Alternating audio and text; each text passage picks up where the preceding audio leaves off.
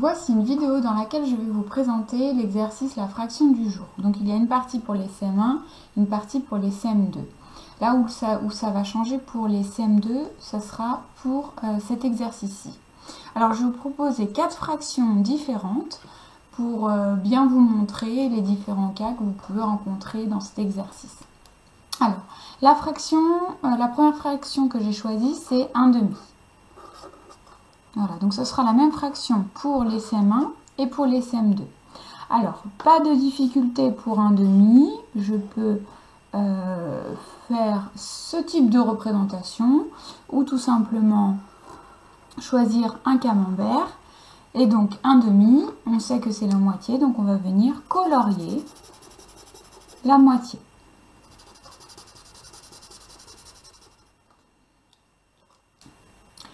Ensuite, je l'écris en lettres. 1/2. Pareil pour les CM2. 1/2.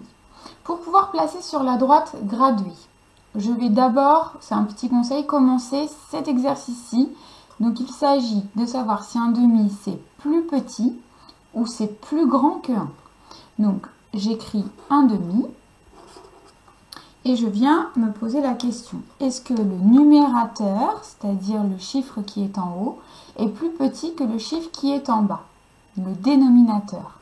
Effectivement, 1 est plus petit que 2, alors la fraction sera inférieure à 1.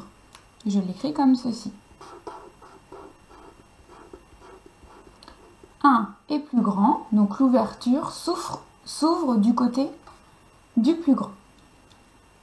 Donc ça veut dire que cette fraction-là, comme elle est plus petite que 1, elle va se situer entre le 0 et le 1. C'est bien ici qu'on va devoir la placer.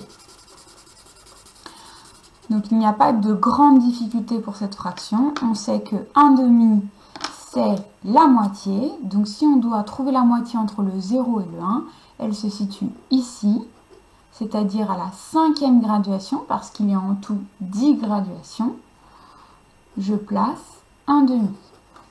Voilà, je montre 1, 2, 3, 4, 5, 6, 7, 8, 9, 10. Eh bien, la moitié, c'est à la 5e graduation, ce qui fait 1/2. L'exercice des CM2, qui se complexifie un peu plus, il s'agit d'écrire la fraction, donc j'écris la fraction, puis celle qu'il faut, donc celle-ci, celle qu'on cherche, pour trouver l'unité suivante. Alors l'unité suivante de après 1/2, ça va être celle-ci, c'est 1. Alors 1 en fraction, donc si on garde le même dénominateur, c'est 2/2, parce qu'on a dit que le numérateur et le dénominateur, lorsqu'ils étaient identiques, eh bien ça faisait 1. Par exemple, 5/5, ça fait 1. 10/10, ça fait 1. 8/8, ça fera 1. Parce que 2 divisé par 2, ça fait 1. Dans 2, combien de fois je trouve le 2? Eh bien, je le trouve une fois. Alors, on garde toujours le même dénominateur. Et là, la question, c'est combien me manque-t-il pour arriver à 1? Donc, si on a déjà 1/2 pour faire 2/2, eh bien, il faut que je rajoute 1/2. Car 1 plus 1, ça fait bien 2. Donc, 1/2 plus 1/2 égale 2/2. Alors, la seconde fraction que j'ai choisie, c'est 2/5. 2/5. Alors, je l'écris. 2/5. 2/5.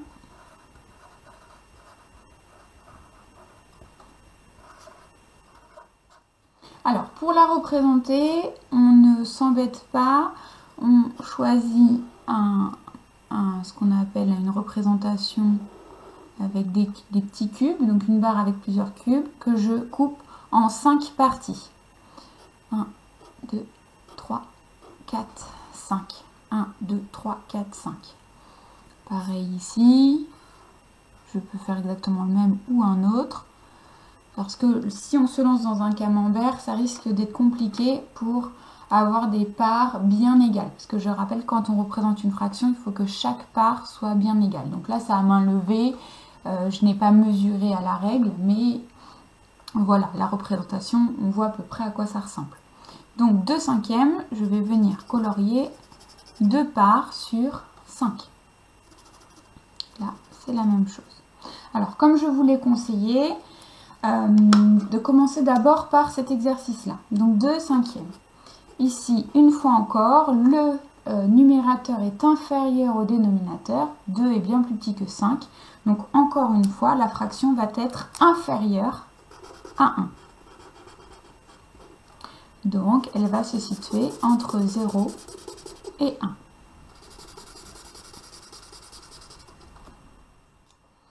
Alors là, le petit problème qui se pose, c'est que ici, on a compté tout à l'heure, il y a 10 graduations. Sauf que là, la fraction est sur 5.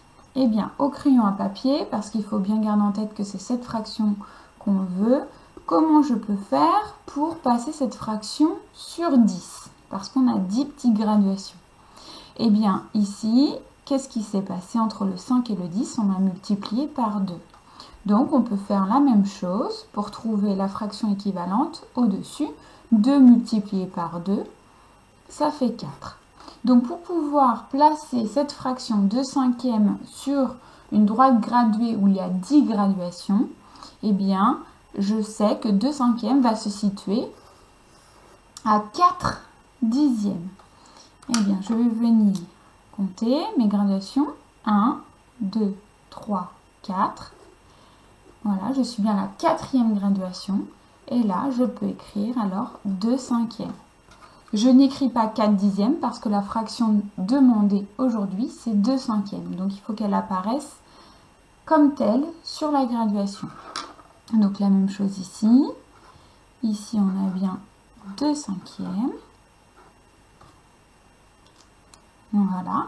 Et pour bien montrer que c'est 2/5, on peut la découper cette bande en 5 parties. 1, 2, 3, 4 et 5. Donc j'ai bien 5 parties. Voilà. Et mon 2/5 est bien placé au bout de la 2e graduation, si on part sur 5. Ensuite, l'exercice des CM2, écrit la fraction. Donc j'écris la fraction. Puis, celle qu'il faut pour trouver l'unité suivante. Alors, l'unité suivante, c'est toujours le 1. Donc là, on reprend la fraction. 1, c'est 5/5. Et donc, qu'est-ce qui manque à 2 pour arriver à 5? Eh bien, 5, c'est 2 plus 3. Donc, 2/5 plus 3/5 est égal à 1. Et là, si je revérifie avec le petit schéma que j'ai fait ici, j'ai bien 2/5. Ici, j'ai 3 croix. J'ai bien 3/5. Donc, 2/5 plus 3/5 est égal à la graduation entière, est égal à 1.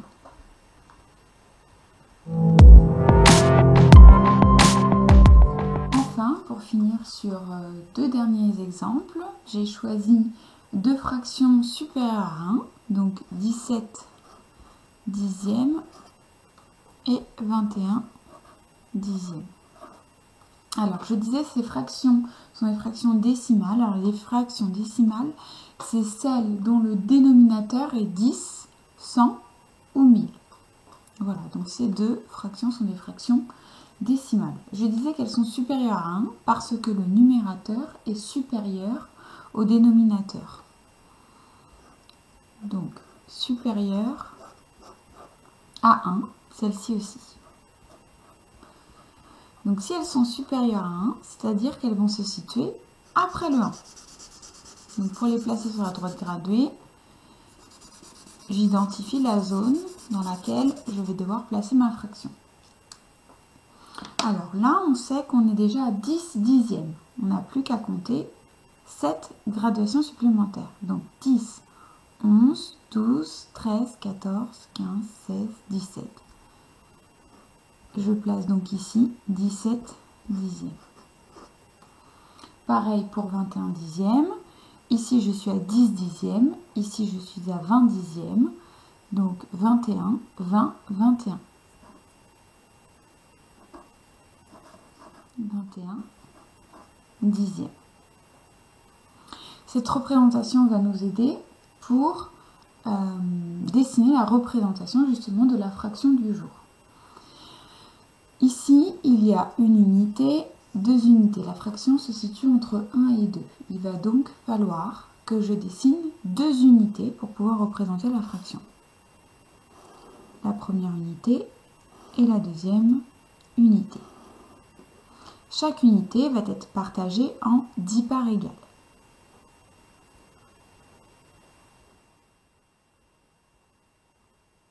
« 1, 2, 3, 4, 5, 6, 7, 8, 9, 10.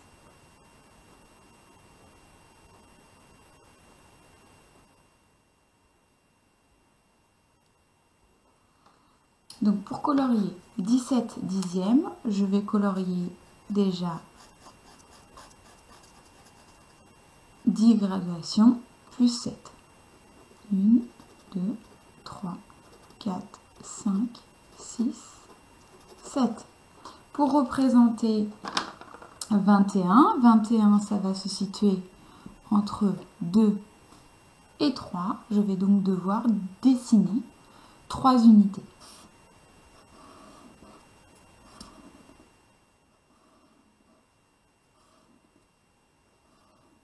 Que je partage chacune en 10 parts égales.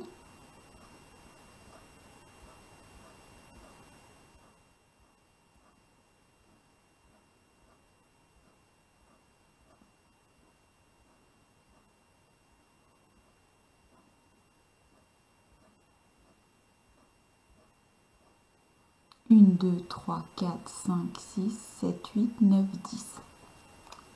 Donc pour colorier 21 dixièmes, je colorie 10, plus 10, cela fait 21, 20, plus 1, 21. On termine avec l'exercice DCM2, écris la fraction, donc j'écris la fraction, 17 dixièmes. Ici, j'écris la fraction 21 dixièmes. Je veux trouver ce qui manque pour aller à l'unité suivante. L'unité suivante, ici, c'est 2. Et l'unité suivante, ici, c'est 3.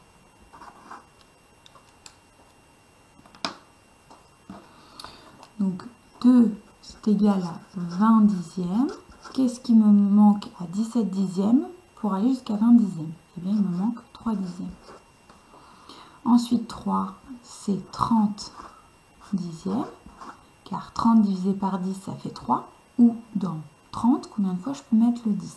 Eh bien, on peut le mettre 3 fois. Donc, 21 dixièmes, combien il me manque pour aller jusqu'à 30 dixièmes? Eh bien, il me manque 9 dixièmes. Voilà, j'espère que tout ça a été assez clair. À bientôt pour une nouvelle vidéo.